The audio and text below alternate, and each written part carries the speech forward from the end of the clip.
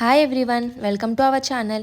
ఈరోజు వెల్లుల్లి కారంతో బెండి ఫ్రై ఎలా చేయాలో చూసేద్దాం.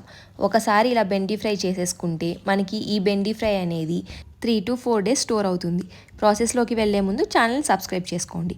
దీనికోసం ముందుగా ఒక మిక్సీ జార్ తీసుకొని ఒక 6 to 7 వెల్లుల్లి, 1 టేబుల్ స్పూన్ కారం, 1/2 టేబుల్ స్పూన్ ఉప్పు, 1 టేబుల్ స్పూన్ జీలకర్ర వేసుకొని మిక్సీ పట్టి వెల్లుల్లి కారాన్ని ప్రిపేర్ చేసుకొని పక్కన పెట్టుకోవాలి. ఇప్పుడు ఒక కడాయిలో డీప్ ఫ్రైకి తగినంత ఆయిల్ తీసుకొని మనం ఈవెన్గా కట్ చేసుకున్న బెండకాయల్ని తీసుకోవాలి. ఫ్రై కోసం 1/2 kg దాకా బెండకాయలని యూజ్ చేస్తున్నాను. ఈ 1/2 kg బెండకాయలని బాగా వాష్ చేసి తడి లేకుండా తుడుచుకొని ఫ్యాన్ కింద కొంచెంసేపు ఆరనివ్వాలి. అలా కట్ చేసుకున్న బెండకాయలని మనం డీప్ ఫ్రై చేసుకోవాలి.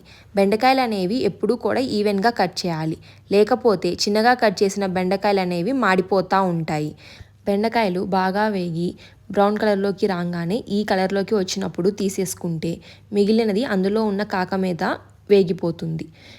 మీకు ఏ కన్సిస్టెన్సీలో వచ్చినప్పుడు తీయాలో తెలియనప్పుడు మనకు అక్కడ వస్తున్న బబుల్స్ అనేవి ఎప్పుడైతే ఆగిపోతాయో అప్పుడు బెండకాయలు బాగా వేగిపోయినట్టు. ఆ టైంలో బెండకాయలను తీసేసి ఎక్సెస్ ఆయిల్ని రిమూవ్ చేసేసి పక్కన ఉంచుకోవాలి. ఇప్పుడు రిమైనింగ్ బెండకాయలని కూడా వేసుకొని అలానే లైట్ బ్రౌన్ కలర్లోకి వచ్చేదాకా వేయించుకుంటూ అన్ని బెండకాయలని ఇట్లా వేయించుకొని పక్కన ఉంచుకోవాలి. బెండకాయలని వేగిన తర్వాత అందులోకి ఒక 2 టేబుల్ స్పూన్స్ దాకా పల్లీలు వేసుకొని పల్లీలని లో ఫ్లేమ్లో పెట్టుకొని బాగా వేయించుకోవాలి.